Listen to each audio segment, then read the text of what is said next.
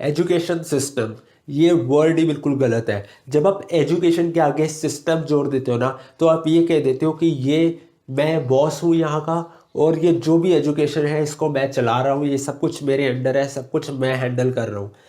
आप कहते हो कि ये एक एजुकेशन सिस्टम है, पर काहे का सिस्टम है, क्या सिस्टम है ये? लाइक आपने किया क्या है?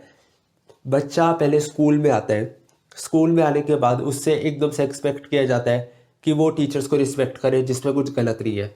फिर उसके बाद वो पढ़ाई लिखाई करे, चलो ठीक है, पर स्कूल में आप जो क्वालिटी दे रहे हो पढ़ाई की, जो टीचिंग की क्वालिटी आ रही है, क्या वो अप टू द मार्क है? आप में से कुछ लोग आर्ग्यू कर सकते हैं कि हाँ स्कूल में बिल्कुल अच्छी पढ़ाई होती है। अगर ऐसा है तो स्कूल के बच्चों को 9th क्लास 10th क्लास में ही कोचिंग क्लासेस क्यों ज्वाइन करनी पड़ती है? एक टाइम होता था जब 11th 12th क्लास के बच्चे कोचिंग इंस्टीट्यूट्स ज्वाइन करते थे। अब तो 8वीं 9वीं के बच्चे भी कोचिंग जाने लग गए हैं। तो इसमें बच्चों की भी कोई गलती नहीं है, इसमें बच्चों के पेरेंट्स की भी कोई गलती नहीं है, इसमें जो कोचिंग इंस्टीट्यूट रन कर रहे हैं उनकी भी कोई गलती नहीं है, उनका तो घर चल रहा है इस काम से। गलती इसमें सारी की सारी ये आ जाती है कि एक स्टूडेंट से आप एक्सपेक्ट करते हो कि वो बिल्कुल बेस्ट नंबर लेके आएगा, वो सारे टीचर्स की रिस्पेक्ट करेगा, सब कुछ सुनेगा समझेगा, जैसे टीचर बोलेंगे वो करेगा। मगर आप स्टूडेंट से इतना कुछ एक्सपेक्ट कर रहे हो, तो कहीं ना कहीं कुछ एक्सपेक्टेशन क्या स्टूडेंट अपने टीचर से नहीं रख सकता? क्या स्टूडेंट अपने उस टीचर से जो उसको स्कूल में पढ़ाता है उससे इतनी सी एक्सपेक्टेशन नहीं रख सकता कि हाँ मैं स्कूल में आ रहा हूँ तो ये स्कूल का टीचर काफ़ी है मेरे को मैथ्स पढ़ाने के लिए, फिजिक्स पढ़ाने के लिए, मेरे को किसी दूसरे तीसरे चौथे बंदे के पास दरवाजे खटखटाने की ज़रूरत नहीं है। आखिर क्यों क्यों हमें स्कूल भी जाना पड़ता है, हमें कोचिंग इंस्टीट्यूट्स भी जाना पड़ता है, हमें स्कूल का होमवर्क भी करना पड़ता है, हमें कोचिंग इंस्टीट्यूट्स का भी होमवर्क करना पड़ता है, हमें स्कूल के टेस्ट की भी तैयारी करनी पड़ती है, हमें कोचिंग इंस्टीट्यूट के टेस्ट की भी तैयारी करनी पड़ती है। और तो और फिर उसके बाद आपको स्कूल के प्लस अगर आप किसी टीचर को कुछ बोल दो क्लास में, स्कूल में मैंने बहुत बच्चों के साथ देखा है, मैंने पर्सनल इसका विक्टिम रह चुका हूँ कि अगर टीचर से स्कूल में ज़्यादा डाउट पूछ लो तो फिर उन टीचर्स को लगता है कि ये बच्चा बहुत डाउट्स पूछता है। और अगर बाई चांस आपने ज़्यादा डाउट्स पूछ लिए टीचर से और गलती से आपके नंबर थोड़े से कम आ गए तो टीचर आपको ऐसे देखता है जैसे आपने कोई अपराध कर दिया हो। क्यों? जस्ट बिकॉज आपने डाउट पूछे थे। और फिर टीचर आपको ये बोलेगा कि तुम इतने तो डाउट्स पूछते हो क्लास में, तो तुम्हारे नंबर क्यों नहीं आते? अरे अगर इतने डाउट्स भी ना पूछता तो ये भी ना आते जो आए हैं, राइट? दूसरी बात बात करते हैं हम अब कोचिंग इंस्टीट्यूट्स की। अब यार कोचिंग इंस्टीट्यूट्स का क्या सीन बन गया है? स्टार्टिंग में तो क्या होता था कि चलो ठीक है बच्चे को स्कूल में नहीं समझ आ रहा, कोचिंग इंस्टीट्यूट्स में आ जाते हैं। अब इन्होंने ना बड़े बड़े सपने दिखा के छोटे छोटे काम भी इन्होंने डुबवा दिया। वो कैसे? सपने तो आईआईटी जेई के दिखाएंगे और 400 300 बच्चा अपनी क्लासरूम में ले लेंगे, उसमें से 10-12 बच्चे प्रोबेबिलिटी भी निकालोगे ना यार, कुछ बच्चे तो 400 या 500 के बैच में से निकल आएंगे जो आईआईटी चले जाएंगे और उनके दम पे इनका पूरा बिजनेस चल रहा है। और अगर वो भी ना निकले तो मैं किसी इंस्टीट्यूट का नाम नहीं ले रहा, पर सच्चाई तो ये है कि कोचिंग इंस्टीट्यूट्स खुद उन टॉपर्स बच्चों को अप्रोच करते हैं। पता नहीं उनको कौन सा लालच देते हैं, मेरे को नहीं पता, ना ही मेरे पास कोई प्रूफ है। मैं तो जस्ट एक बात बता रहा हूँ जिसके बारे में कोई बोलना नहीं चाहता, पर बस पता सबको होता है। और इसीलिए मैं किसी का नाम भी नहीं ले रहा क्योंकि आज की डेट में मेरे पास कोई प्रूफ नहीं है। बच्चे को अप्रोच किया जाएगा जिसका आईआईटी में रैंक अच्छा है और बोल दिया जाएगा कि तुम ये बोल दो कि हमने तुम्हारे इंस्टीट्यूट से डिस्टेंट लर्निंग की है। डिस्टेंट लर्निंग का मतलब ये होता है बस तुम्हें किताबें दे दी गई थी हमारे इंस्टीट्यूट्स की जिससे तुमने पढ़ा है, और इसको ये डिस्टेंट लर्निंग का नाम दे के बोल देते हैं कि इस बच्चे ने हमसे पढ़ा है। तो कहीं ना कहीं पेरेंट ओवरऑल यार, जो देखो यार बेवकूफ़ उसको बनाया जाता है किसी भी बिजनेस में जिसके पास पैसा होता है। नॉर्मली यहाँ पे क्या है, जो बच्चों के जो पेरेंट्स हैं ना उनके पास पैसा है, वो चाहे तो टॉप क्लास स्कूल में भी डाल सकते हैं बच्चे को, टॉप क्लास कोचिंग इंस्टीट्यूट में भी डाल सकते हैं, राइट? होता क्या है, आपके पेरेंट्स को आपके फ्यूचर की चिंता है, इसीलिए जितने भी ये लोग बिजनेस कर रहे हैं ना एजुकेशन के नाम पे, ये आपके पेरेंट्स को सॉफ्ट टारगेट बनाते हैं और ये आपके पेरेंट्स को सपना दिखाते हैं कि हमारे इतने आईआईटी निकाला है बच्चों ने तो आपका बेटा भी निकाल लेगा। पर होता क्या है, क्लासरूम के अंदर क्या चल रहा है ये पेरेंट्स को नहीं पता क्योंकि क्लासरूम के अंदर तो उनका बेटा जाता है। और अगर बेटा या बेटी कुछ बोलेगी तो उसको पेरेंट्स को ऐसे लगेगा कि ये वैसे ही नहीं पढ़ता लिखता तो इसकी बात क्या सुनना, सुनना है तो टीचर का बात सुनो। तो ये जो पूरा सिस्टम चल रखा है पढ़ाई के अराउंड, और तो और वही 5-6 बच्चों को टॉपर्स होते हैं उनको पूरी प्रायोरिटी दी जाती है और जो बाकी के बच्चे रह जाते हैं उनकी कोई सुनवाई नहीं होती। ये तो होगी कोचिंग इंस्टीट्यूट्स की बात। अब मैं स्कूल पे फिर से आ जाता हूँ। हम हमारा एजुकेशन सिस्टम जो स्कूल के अराउंड है उसके बारे में थोड़ी सी डिस्कशन करते हैं। उसमें क्या होता है हमारे साथ, आप देखो, अगर कोई बच्चा कोई जेन्युइन कंसर्न लेके आता है टीचर के पास, या अगर वो कोई ऐसा पॉइंट रेस करता है जो शायद स्टाफ को इतना अच्छा नहीं लगता स्कूल के, या फिर अगर वो कुछ चेंजेस करना चाहता है सिस्टम में, तो फिर टीचर्स को वो बात अच्छी नहीं लगेगी। और आज की डेट में टीचर्स को एक तलवार थमा दी गई है जिसको हम कहते हैं इंटरनल्स। यहाँ तक कि मैंने ऐसे ऐसे टीचर्स देखे हैं जिन्हें ये बात पसंद नहीं है कि बच्चे ट्यूशन जा रहे हैं, स्कूल में वो क्वालिटी एजुकेशन दे नहीं पा रहे हैं, और अगर कोई बच्चा ट्यूशन जा रहा है तो उनको वो पसंद नहीं है। और अगर एग्जाम में वो ट्यूशन वाला मेथड यूज़ कर लिया जो थोड़ा ज़्यादा अच्छा था एज़ कम्पेयर टू स्कूल वाला मेथड, तो उस बच्चे के उस पेपर में नंबर थोड़े से काटने की कोशिश की जाएगी, और कुछ केसेस में तो नंबर ही नहीं मिलेंगे। और अगर थोड़ी सी बहस कर ली, ये बता दिया कि हाँ मेरा मेथड तो ठीक है, बस मेथड अलग यूज़ किया मैंने, तो टीचर ये बोल देगी ये मैंने तो नहीं कराया। एजुकेशन का मकसद ये नहीं होता कि टीचर आपको जो पढ़ा रहा है आपको वही मेथड यूज़ करना है। एजुकेशन का मकसद ये होता है अलग अलग मेथड से अलग अलग चीज़ें सॉल्व करना, ताकि आपका दिमाग एक प्रॉब्लम सॉल्वर बन पाए। अगर रास्ता दिखा दिया और उस पर चलने लग गए तो फिर ये तो रोबोट वाला काम हो गया। एक इंसान का काम होता है डाइवर्स काम करना, यू नो। तो और वो काम जब हम करते हैं तो कहीं ना कहीं हमें आगे से प्रेशर आता है कि जो स्कूल की टीचर करा रही है बस वही करना है, ट्यूशन कोचिंग का कुछ फॉलो नहीं करना। वैन सीरियसली जबकि स्कूल में आपको एजुकेशन का क्वालिटी नहीं मिलता। फिर ये तो बात होगी, प्लस अगर आपने टीचर से ज़्यादा बहस की तो टीचर्स के नाम पे एक तलवार है जिसे हम कहते हैं इंटरनल्स।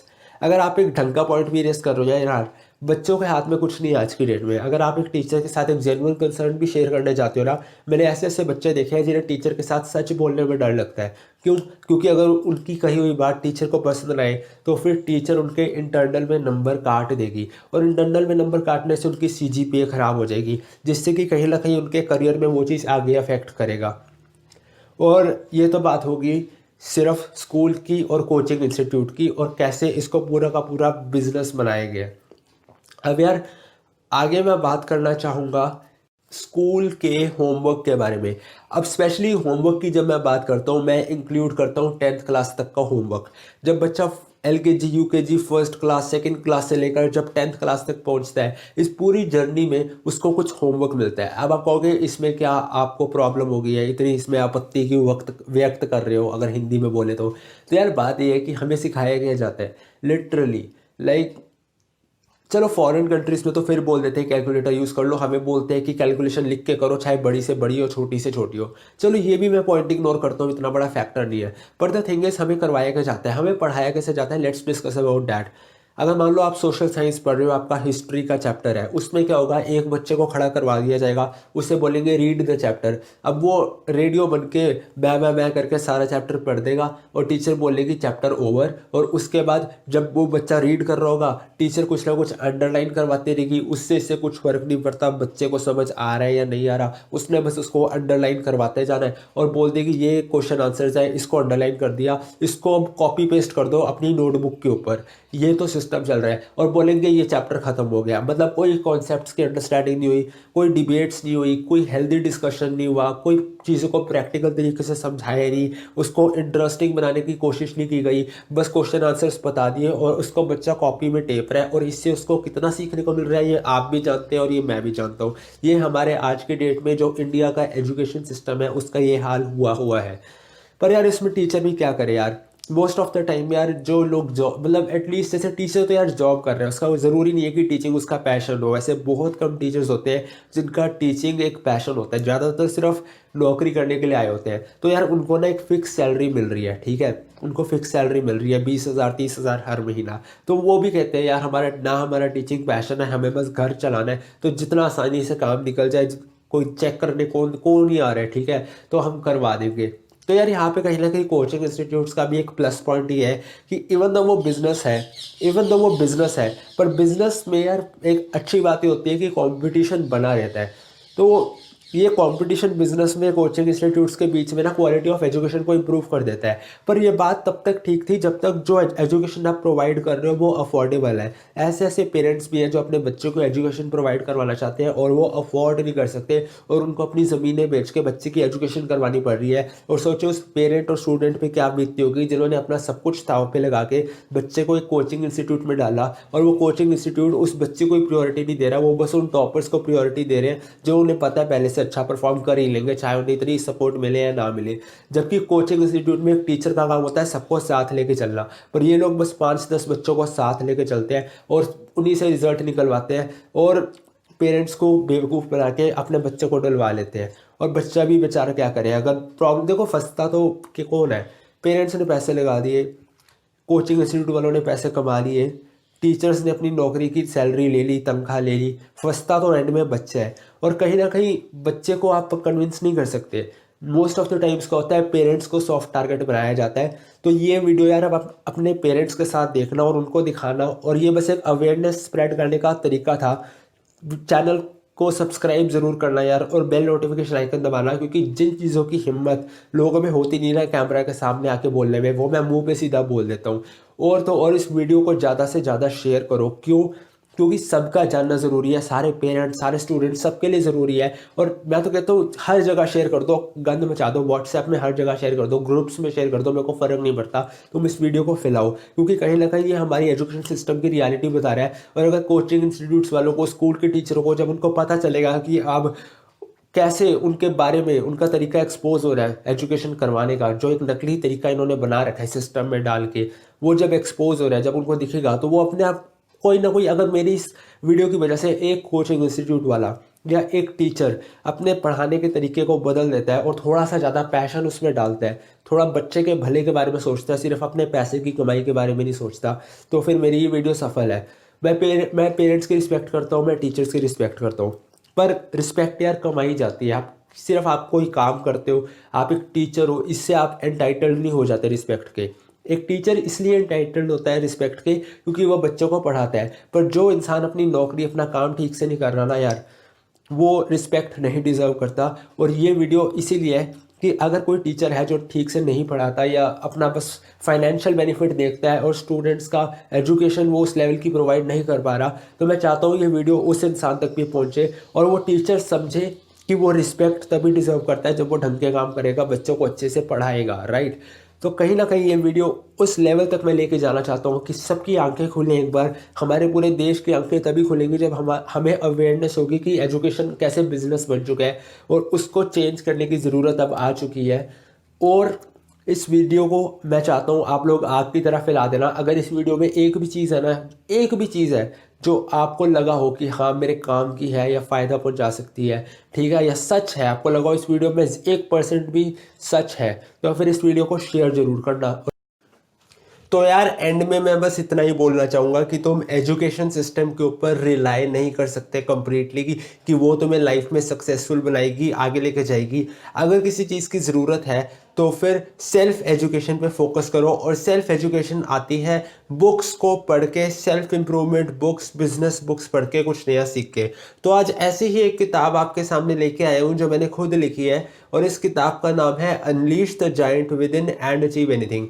बेसिकली इस बुक को लिखने का मेरा पर्पस ये था कि हमारे अंदर एक ऐसा हिडन पोटेंशियल होता है जिसके बारे में मोस्ट ऑफ द टाइम्स हमें खुद नहीं पता होता, और जैसे ही हमें उसके बारे में पता चलता है, ज़रूरत होती है उसको अनलीश करने की, उसको अपने अंदर से बाहर निकालने की, और अपने हिडन पोटेंशियल का यूज़ करके लाइफ में आपके जो भी गोल्स हैं, फेलियर्स को किनारे करते हुए सक्सेस की तरफ जाने का रास्ता अपनाते हुए उन गोल्स को अचीव करने का रास्ता, वो पूरा रास्ता कैसे फॉलो करना है स्टेप बाय स्टेप मैंने इस किताब में आपको अच्छे से बताया है।